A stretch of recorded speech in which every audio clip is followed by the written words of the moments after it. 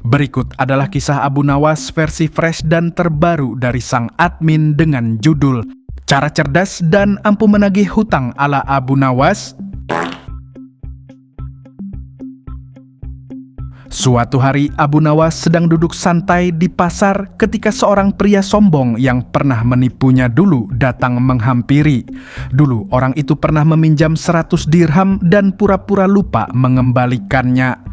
Tapi kali ini Abu Nawas tidak ingin menuntut atau memarahi, karena bagaimanapun kerasnya menagih hutang, selalu saja orang yang berhutang banyak alasan untuk membalikan keadaan. Namun, ia punya cara lain yang lebih licik dengan memanfaatkan kesombongannya. Dengan senyum lebar dan suara keras, Abu Nawas berdiri dan pura-pura sangat akrab. Ia merangkul si penipu dan mengajaknya keliling pasar, memperkenalkan orang itu sebagai sahabat baiknya yang sangat dermawan.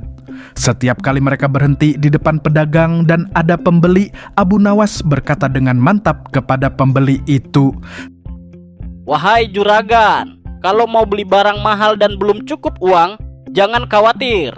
Sahabatku ini pasti bisa bantu. Aku saja pernah dipinjami 100 dirham tanpa diminta balik. Anjay!" Si penipu pucat keringat dingin mengucur karena merasa si Abu Nawas ini masih mengingat hutangnya 1 tahun lalu. Padahal ia berpikir bahwa Abu Nawas mungkin sudah melupakannya. Semakin lama berjalan dan mengelilingi pasar, semakin menjadi-jadi pujian Abu Nawas terhadap dirinya, sehingga semakin banyak orang datang meminta pinjaman padanya. Bahkan banyak dari anak-anak maupun orang jompo mengikutinya dari belakang karena dianggap kaya dan baik hati, berharap dapat jatah 100 dirham secara cuma-cuma.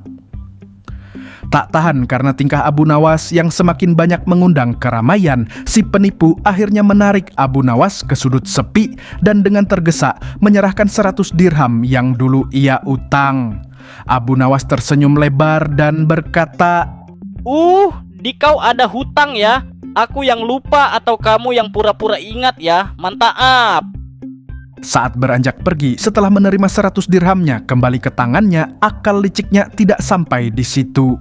Abu Nawas dengan santai mengangkat uang 100 dirham itu sambil melambai ke kerumunan memberi isyarat seolah ia berhasil mendapatkan 100 dirham dari sahabatnya itu dan berseru lantang, "Terbukti kan, wahai semuanya, sahabatku itu memang baik hati dan selalu menepati janji."